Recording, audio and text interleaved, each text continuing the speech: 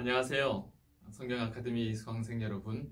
오늘은 8번째 강의, 제목이 아브라함을 시험하시는 언약의 하나님, 이 주제로 오늘 말씀을 나누려고 합니다.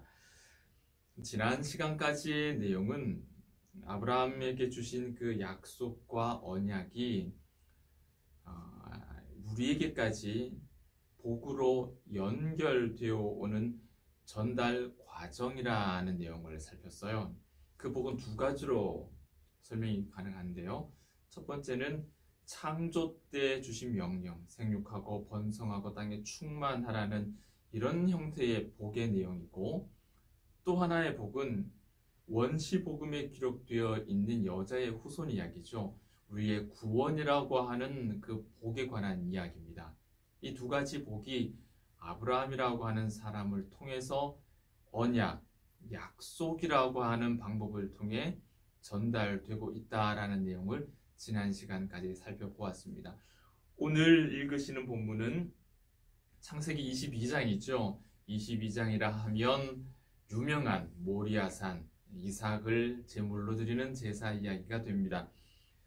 이 이야기는 하나님께서 아브라함을 통로로 삼으시고 이제 더 구체적으로 하나님께서 우리에게 주신 그 영원한 복, 구원의 복을 설명하기 위해서 대속의 개념, 고난을 대신 받으신 어린 양의 고통의 어떤 예표, 그리고 이러한 것들이 제사 제도로 구약에 정착이 되는 이런 과정들에 관해서 살펴보게 될 것입니다.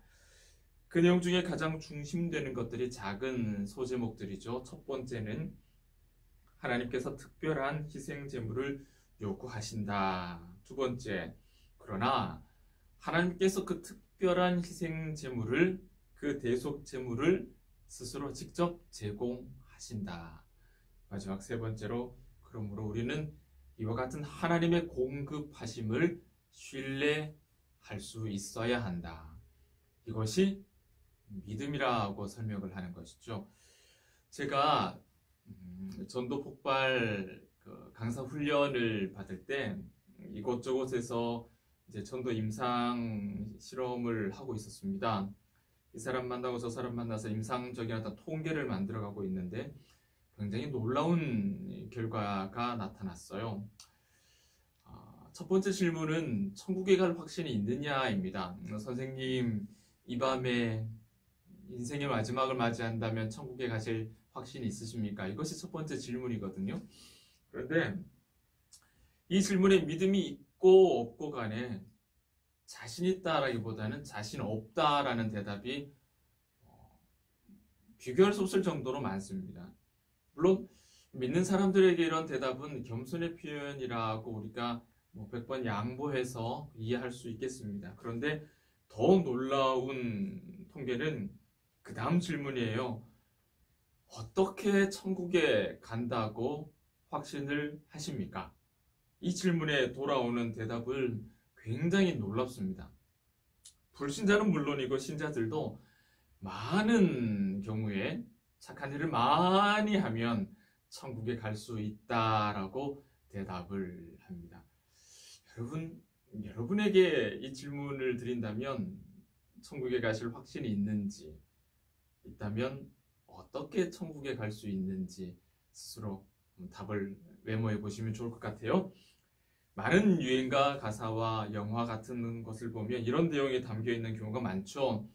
사랑하는 사람이 천국에 갔어요. 이제 나도 열심히 착하게 살아서 천국에 가야겠습니다.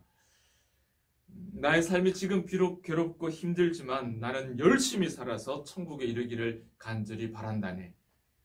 네, 아름다운 이야기입니다. 슬픈 일을 당하면 어김없이 이런 일을 자주 듣죠. 이 사람은 법 없이도 살 사람이었기 때문에 아마 더 천국에 갔을 거야. 자주 듣는 이야기입니다. 이 모든 이야기가 말하는 것이 무엇입니까? 첫 번째는 천국이 있다는 것이죠. 오케이. 그리고 천국에 가기 위해서 동일하게 어떻게 해야겠다 했습니까? 열심히 착하게 살아야겠다라고 대답했습니다. 자, 이건 시원하게 오케이가 되질 않습니다. 9쪽에 있는 질문 보실까요? 그리스도인이 되는 것은 착한 사람이 되는 것인가? 이 질문을 받는다면 여러분 뭐라고 대답하시겠습니까? 두 번째, 하나님이 인정하실 만한 자격을 스스로 갖추어야 하는지 묻는다면 뭐라고 대답하겠는가? 이 질문에 대한 우리의 대답이 조금 전에 말씀드린 유행가 가사와 같은 그런 대답일 수는 없습니다. 오늘 우리가 정리해야 될 내용은 우리의 믿음을 시험하는 이와 같은 질문들에 대한 분명한 답을 찾는 거예요. 아브라함에게 주신 시험을 통해서 천국과 구원에 대한 선명한 길을 발견하고 그 길로 다시 들어서는 은혜가 있기를 바랍니다. 자, 첫 번째 주제입니다. 하나님이 특별한 희생 제물을 요구하셨다는 것입니다. 제가 초등학교 3학년 때 포항 앞바다에 빠진 적이 있습니다. 구조대가 건져서 해변에서 원하지 않았지만 우락부락한 남자 구조대 아저씨가 인공호흡을 해서 살렸고 급하나마 구급차가 아닌 1톤 트럭에 실려서 포항 설립병원으로 가서 지금 제가 살아 있습니다. 그 후로 제가 중학교 수학여행 통영에 갈 때까지 바닷가를 가질 않았습니다. 이 바다만 봐도 그 냄새만 맡아도 이 울렁증이 생겨서 바다에는 근처도 가지 않았던 것이죠. 대학생이 되어서 이제 이걸 극복해야겠다라는 각오로 수영을 배우러 이제 갔는데요. 첫 시간에 얕은 물에서 찰방찰방 잠깐 노는 듯 하다가 이 강사분께서 우리를 어디를 데리고 올라갑니다. 2층으로 올라갔는데 그곳은 스쿠버 다이빙 풀이 있는 곳이었어요. 5m짜리 풀이 있었어요. 거기 가서 한 사람씩 뛰어내리라고 하는 거예요. 여러분, 뛰어내리라는 그 말이 그 당시 저에게는 정신 나간 소리였습니다. 물 색깔이 다르잖아요. 시퍼런 색깔, 심장이 벌렁벌렁벌렁. 강사는 자기를 믿고 뛰어내리라는 거예요. 안 죽는다고 뛰어내리라고 하는 거예요.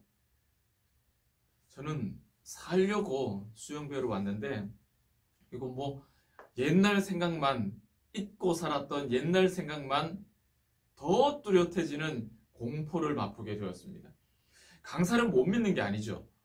믿지만 쉽게 제 발이 떼어지질 않는 거예요. 자, 여러분, 이것이 우리 신앙에도 여전히 나타나는 동일한 문제입니다. 91쪽 보실까요? 아브라함은 자신이 시험 받는 줄 몰랐습니다. 우리도 이처럼 부지 중에 시험 받을 수 있습니다.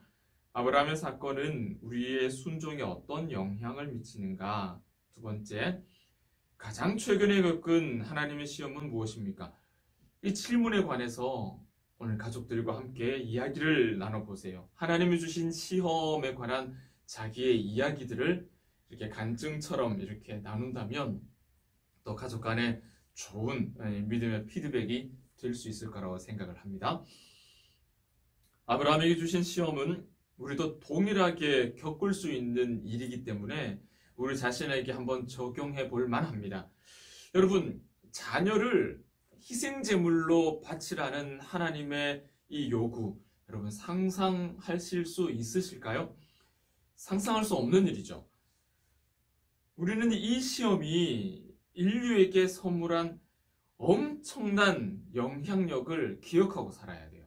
이 말도 안 되는 합리적이지 못한 이 시험이 전 인류에게 얼마나 어마어마한 영향을 주고 있는지를 기억해야 됩니다. 왜냐하면 이 시험의 결과가 모든 인류의 구원과 연결되어 있기 때문입니다. 아브라함은 이 시험에 순종을 하죠.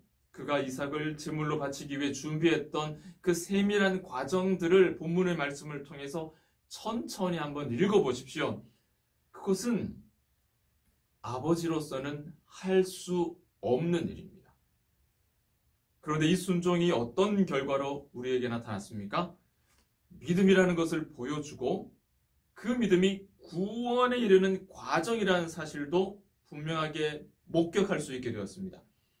순종이 구원에 이르는 길이라는 것을 우리는 아브라함이 당한 시험으로부터 배울 수 있는 것이죠. 92쪽입니다. 하나님이 나에게 말씀으로 시키시는 것들 중에 내 직관과 반대되는 것은 무엇입니까? 그리고 왜 하나님은 우리에게 이런 것들을 시키실까요? 질문이 쉽지는 않죠. 깊은 물 속에 뛰어내리라 했을 때 저는 시퍼런 물 외에는 아무것도 보이질 않았어요. 그것이 저에게 현실이었고 공포였고 합리적인 사고방식이었습니다. 나는 수영을 하지 못해. 이 물에 뛰어들면 죽을 수도 있어. 합리적인 사고방식이죠. 이런 이 땅에 뿌리 박은 삶의 결과물들이 우리에게 자신의 직관으로 형성이 되고 그 직관은 가장 우선적으로 우리의 자아에서 판단을 내리는 근거, 감각이 됩니다.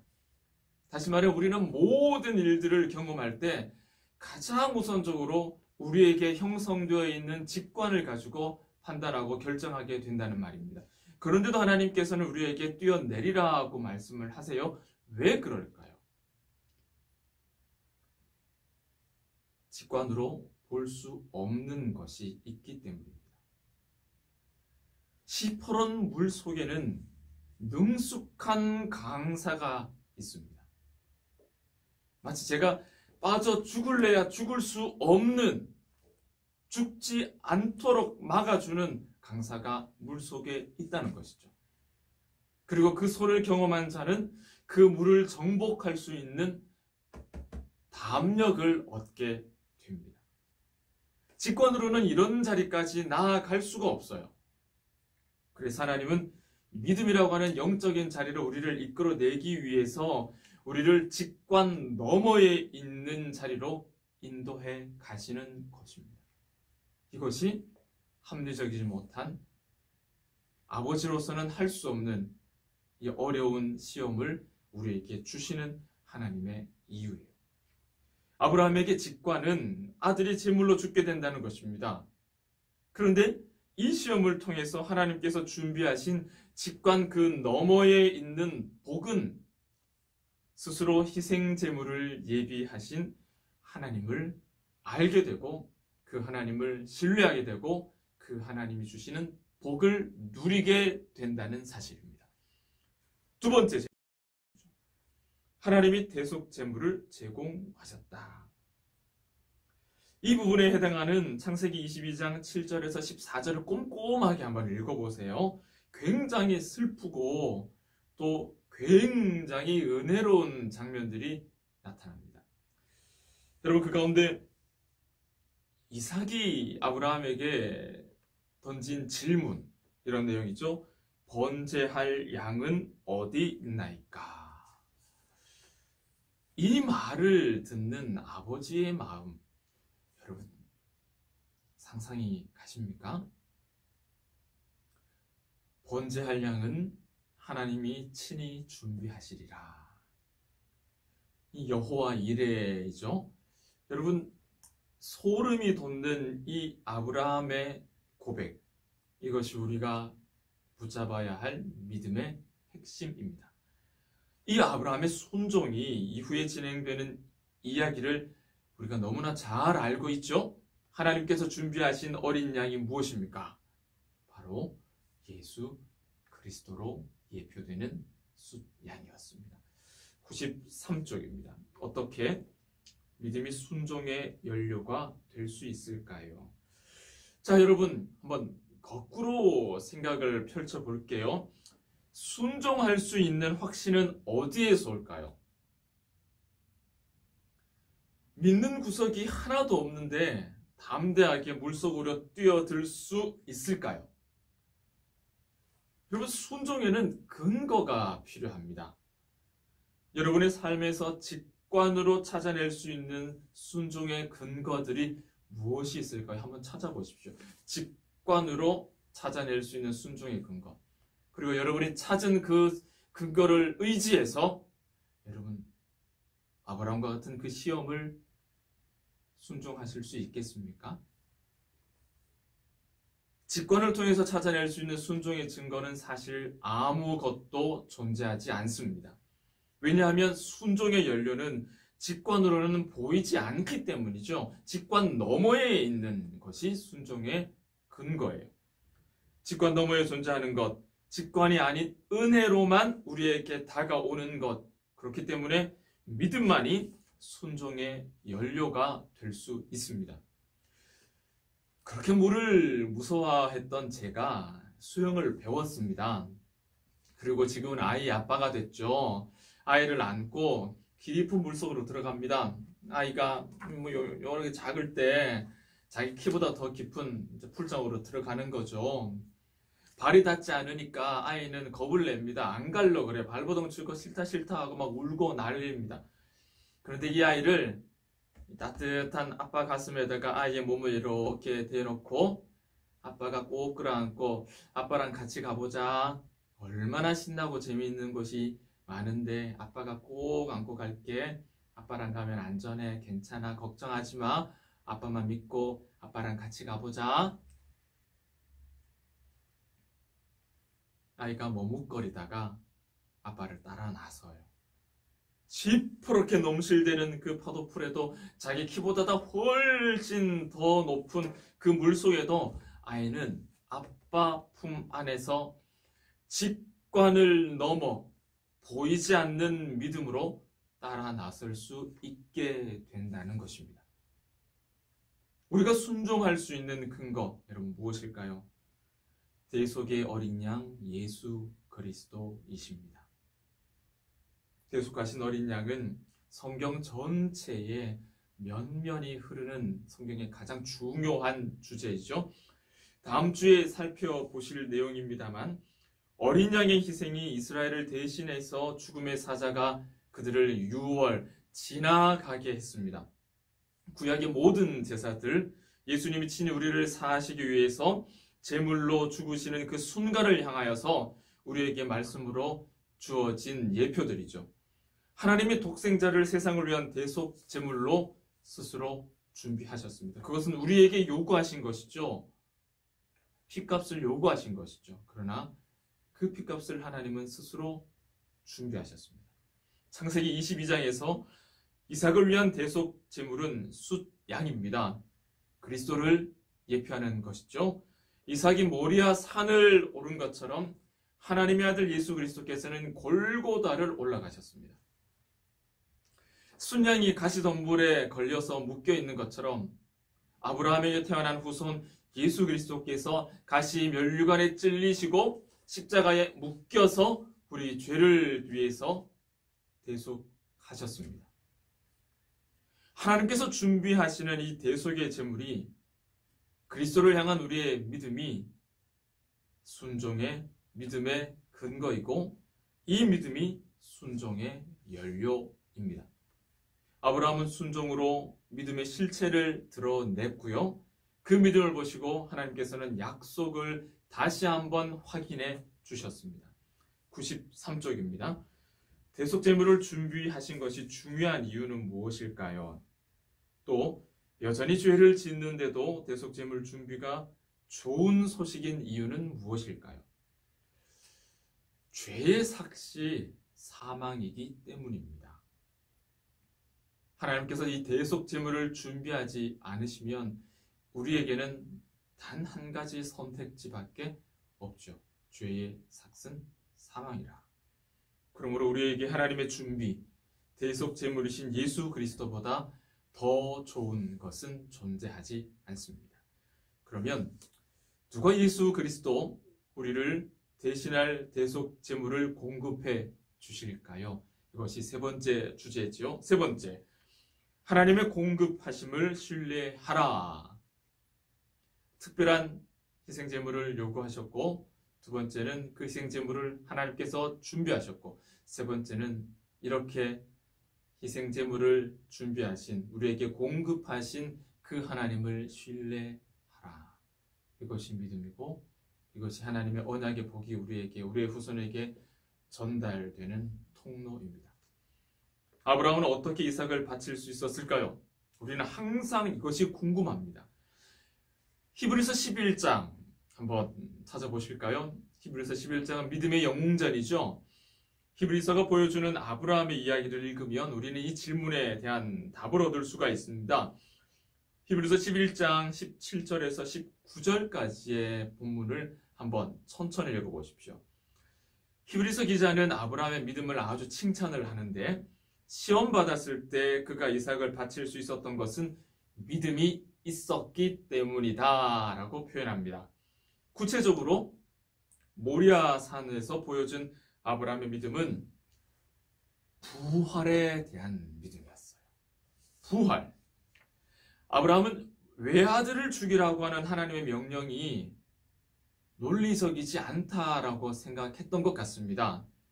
그 아들을 통해서 아브라함에게 수많은 자손을 주실 것이라고 약속하셨기 때문이죠. 그 약속을 믿은 겁니다. 아브라함은 하나님이 이삭을 죽음에서 부활시키려 하신다 생각한 것 같아요. 이삭을 통해서 후손이 난다라고 약속하셨기 때문입니다. 그가 이런 논리를 전개했다는 말은 단지 의견이 아니라 그 안에 어떤 이런 내적인 확신이 분명했다라는 그런 의미가 됩니다. 95페이지 질문은 바로 이 부활에 대한 믿음을 우리에게 강조하는데요. 사라의 죽은 태에서 난 이삭과 모리아산에서의 아브라함의 제사, 두 가지를 한번 비교해 보십시오. 사라의 태는 죽은 태예요. 근데 그 태에서 생명이 났죠. 그 자체가 부활을 뜻하는 거죠. 부활에 대한 믿음으로 이 사건들은 연결되어 있습니다. 이것이 복음이에요. 자, 중요한 언약에 또 한 가지가 뭐가 덧붙여집니까? 부활이 덧붙여지죠. 여러분, 십자가가 하나로 끝나는 게 아니라 십자가 이후에 부활이 있다는 사실을, 또 하나를 더 첨가한다면 재림이 있다는 사실을 우리가 함께 기억해야 할 것입니다. 95페이지의 표를 한번 채워볼까요?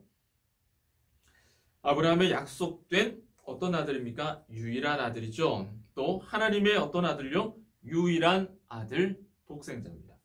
희생제물이 되었고 자신도 자원하셨습니다. 희생제물이 되셨고 자신도 자원하셨습니다. 똑같습니다. 자, 희생제물을 위한 나무를 운반했죠. 자, 예수님은 희생제물이 되기 위한 십자가를 운반하셨습니다. 자, 아브라함의 이야기에는 여호와의 산에서 준비되리라, 하나님이 준비하신 겁니다. 자, 예수님의 하나님의 어린 양, 이 독생자 예수님을 하나님이 준비하셨습니다. 자, 비유적으로 죽음에서 살아난 것, 또 예수님은 비유적이지 않고 육체적으로 죽음에서 살아나셨음을 우리가 한번 정리해 볼 수 있겠습니다. 96조. 인간 스스로 속죄하는 방법 있을까요? 없습니다. 하나님의 예비하심을 신뢰하는 것이 중요한 이유는 무엇인가?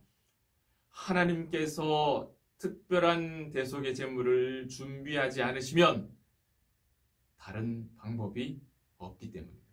하나님의 준비하심만이 유일한 구원의 길이기 때문입니다. 사랑하는 여러분, 하나님은 우리의 자녀를 제물로 바치라고 요구하지 않으실 겁니다. 왜냐하면 그분의 자비로운 은혜로 스스로 희생 제물을 준비하시기 때문이죠. 우리의 일상에서 이런 믿음의 고백이 매 순간 증명되었으면 좋겠어요. 이삭이 아버지에게 던진 질문을 다시 한번 떠올려 보십시오. 번제할 어린 양은 어디 있습니까? 이제 이 질문 다음에 우리가 뭘 생각해야 되느냐 하면 제물이 되어야 할 우리 자신입니다. 번제할 어린 양이 어디 있습니까? 그 제물로 드려져야 할 우리 자신을 생각해야 돼요. 사명이죠. 그리스도께서 우리에게 명하신 사명이죠. 우리를 대신해서 제물이 되신 그리스도를 기억하는 자마다 그의 일상이 대속하신 그리스도를 대신하여서 이 땅에 맡겨진 명령을 감당하는 사명자가 되는 것입니다. 오늘 강의 여기까지 정리하면 될 것 같아요. 저는 여기까지 8번째 강의까지 이렇게 인도를 했고요. 다음 주부터는 더 잘 준비하신 또 강사 목사님께서 오셔서 이후의 강의를 이끌어 주실 것입니다. 1강부터 8강까지 부족한 강의 경청해 주셔서 대단히 감사합니다. 그간 다루어왔던 이야기들을, 제목들을, 작은 소제목들을 하나로 연결해서 전체의 큰 메시지를 정리하고 또 넘어가시는 지혜로운 우리 성경 아카데미 수강생 되시기를 예수님의 이름으로 축복합니다. 감사합니다.